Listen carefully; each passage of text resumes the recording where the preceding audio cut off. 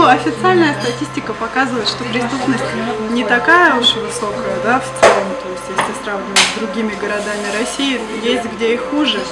Но, тем не менее, случаются у нас такие какие-то совсем вот из ряда вон выходящие случаи. Буквально весной в центре города, на площади Советов, избили жестоко и ограбили гражданина Австралии. То есть, какое впечатление у туриста теперь сложилось о Бурятии, я не знаю, остается только догадываться. Классно.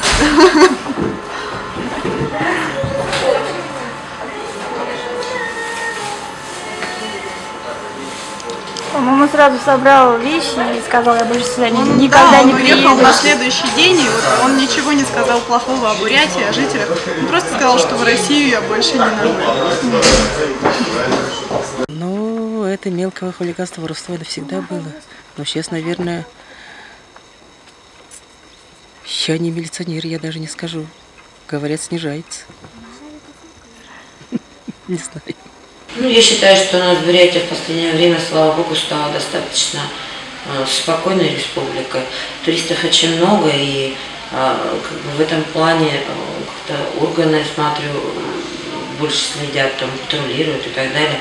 И, ну, не знаю, отношение людей, да, ментальность людей наших, вот, лануденцев, она очень меняется, и слава богу, потому что вот в сфере того, что мы сейчас являемся рекреационной зоной и ждем как раз вот этих туристов, которые к нам будут ездить и помогать нам развивать нашу замечательную республику. Нет, к нам не страшно ездить, к нам классно ездить, много чего есть посмотреть, поэтому я считаю, что все хорошо. А какие-то районы, скажем, да, там такие криминогенные, так они ездят просто.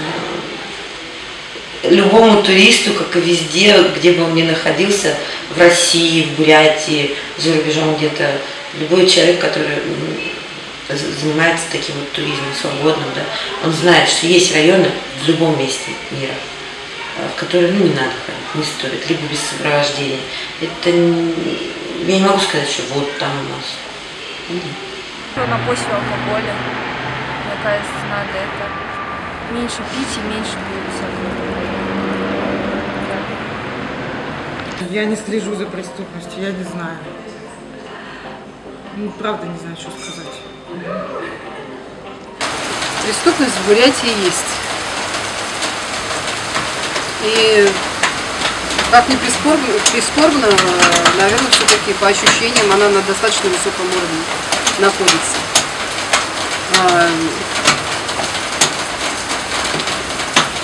Все это, конечно, не может не огорчать, потому что ребенка выпустить, как раньше мы играли до 12 ночи, порой в детстве носились, бегали, играли в лапту, играли в зажигалы.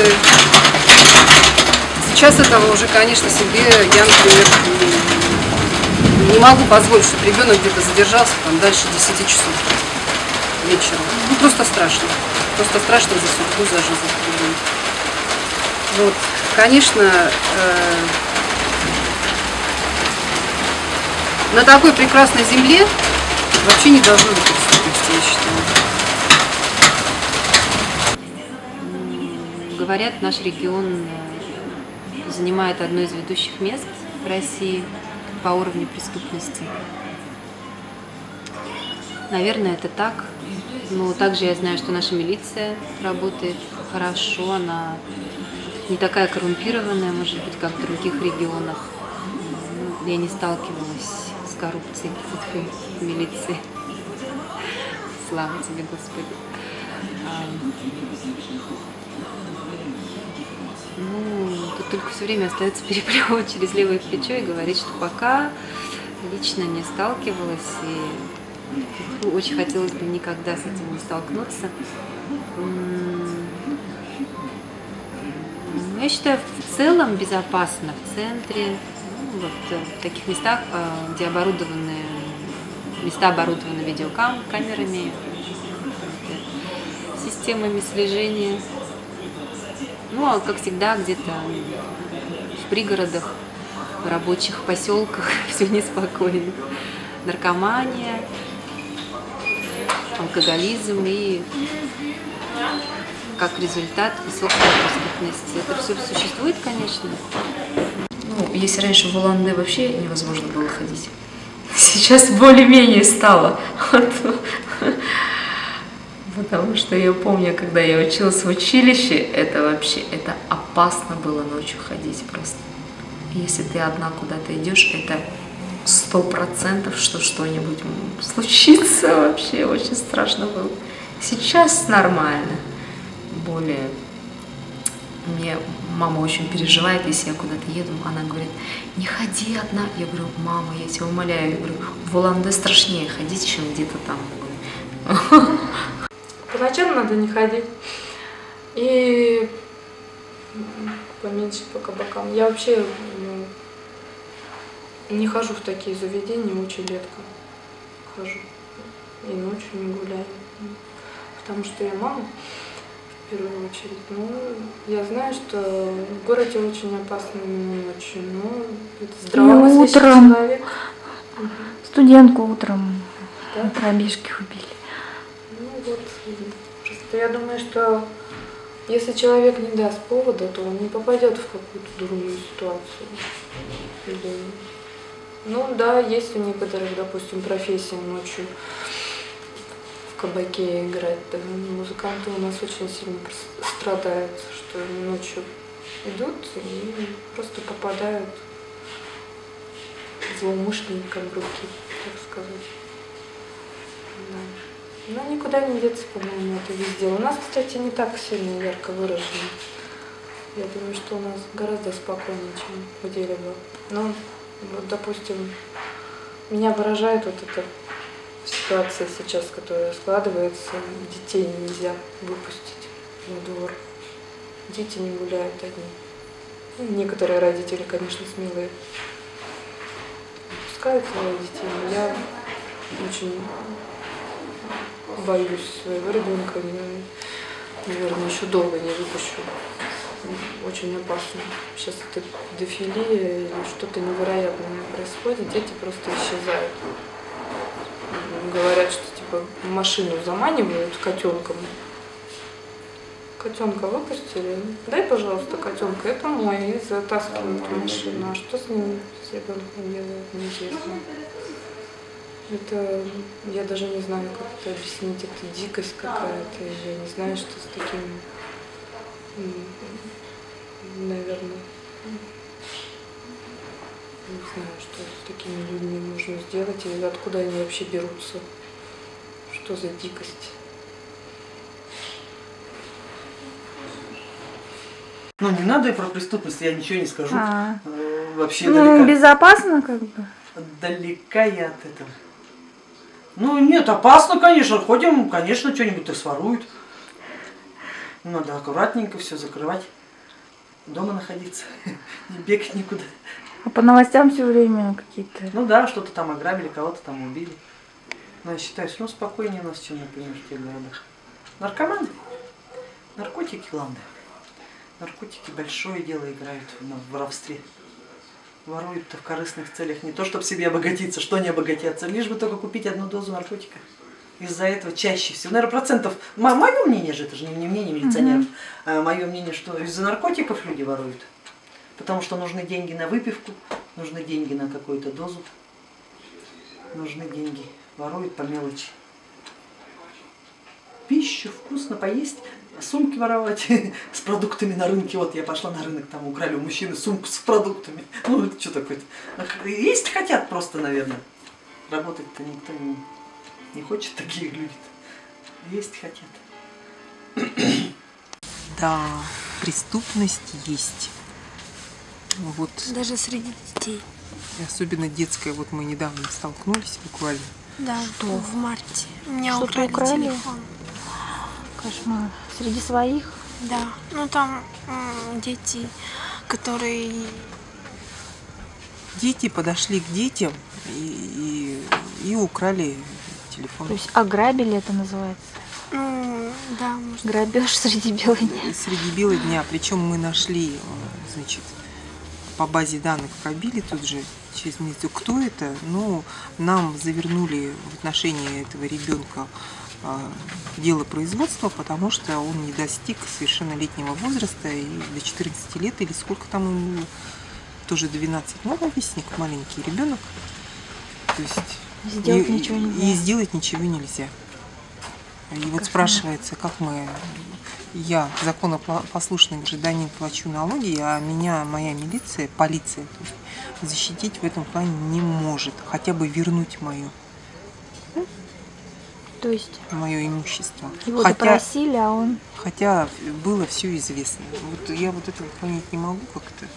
Ну, то есть мы вышли пострадавшей стороной из этого дела, хотя пытались себе помочь всеми мыслимыми способами. Вплоть до того, я просила, вы мне дайте тогда адрес, я сама схожу и поговорю с родителями. На что был ответ, что они не имеют права. Я говорю, ну давайте вместе сходим. Ну, в общем, было принято решение не возбуждать. Ну, то есть... Ты прямо подошел на улице?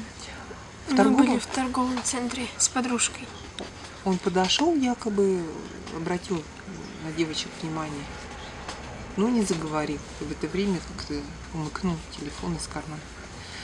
Ну, мы просто разговаривали там о своем, и к нам кто-то подошел, ну, мы как-то бы не заметили его, и это... Так. Ну, теперь мы будем осторожными, да? Да. Все-таки родителям нужно стараться занять своего ребенка, чтобы у него не оставалось ни малейшего свободного времени.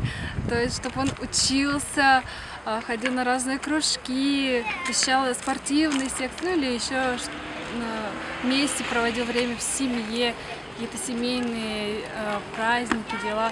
И тогда у детей, возможно, не будет свободного времени на какие-то плохие дела, которые, возможно, вот если с каждой семьи начать, с каждого родителя, да, было хорошее внутреннее семейное влияние, да, возможно, детская преступность бы, возможно, хоть чуть-чуть бы и уменьшилась, так как будет ребенок занят, и у него хотя бы не будет оставаться времени на вот все остальные вот эти. Он не будет шататься во дворе где-то, не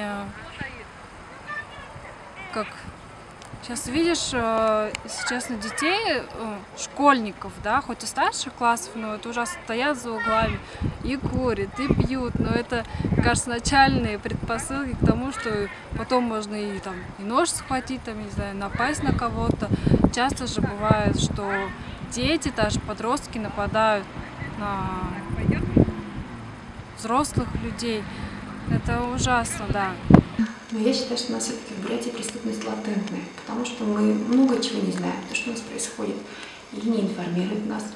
Я вот только знаю, что вот, ну, в основном все происходит как-то по бытовухе, наверное. Вот. У нас все преступления происходят, кто-то напился, кто-то кого-то зарезал, кто-то кого-то убил, и все. А что-то такое серьезное, мне кажется, скрывается все. Зачем? Ну, я считаю, это латентная у нас преступность, поэтому я не могу точно все говорить, но мне кажется,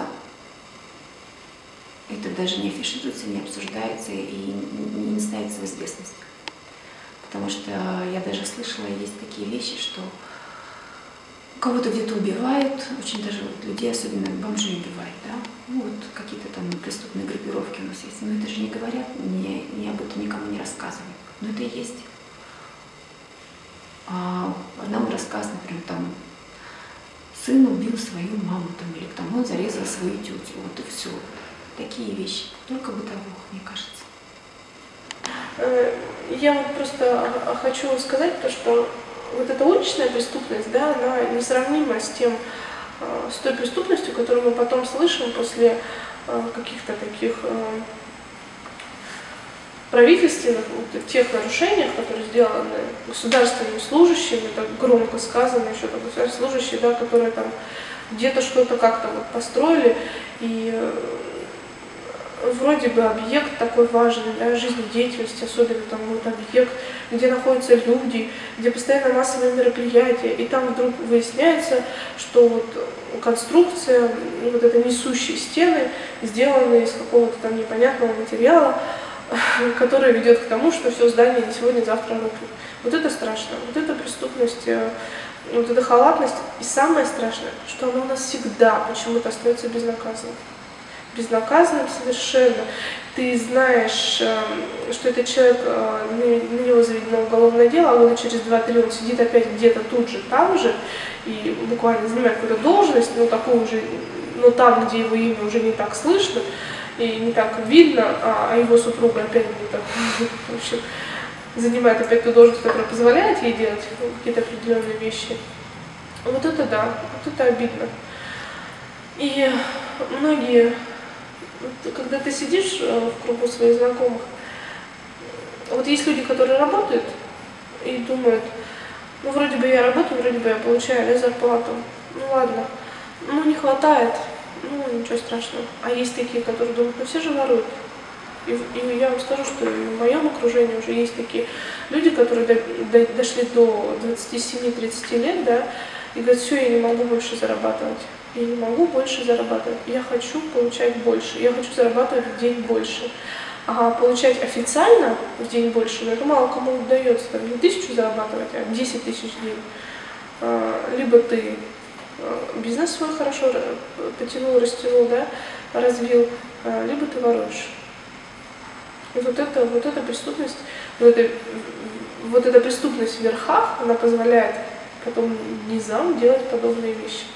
Там, а давайте мы будем подрядчиками на вашей стройке. А что такого? Мы построим, все будет здорово. Построим и... Ну, кто не узнает же никто, что потом все треснуло, лопнуло, и вообще это здание не приспособлено к тому, чтобы пускать туда 1000 и 2000 и так далее. Вот это страшно. И безнаказанность, постоянная безнаказанность ведет к тому, что появляются новые люди, которые делают все то же самое, то же самое, то же самое. И в скором времени, если советские здания сами рухнут, а новые здания просто рухнут, потому что их плохо построили. Вот. А больше преступности, я, может быть, просто не знаю, в чем у нас есть, в каких сферах у нас есть преступность. Почему-то для меня всегда пугает стройка, я всегда об этом думаю, там. Район сейсмический. Ну да. Особенно объекты вот такие, говорю, где люди находятся, да, вот больница. Когда ты в безвыходной ситуации лежишь, да, и там что-то где-то лопнул какой-нибудь потолок. Ну это же ужас.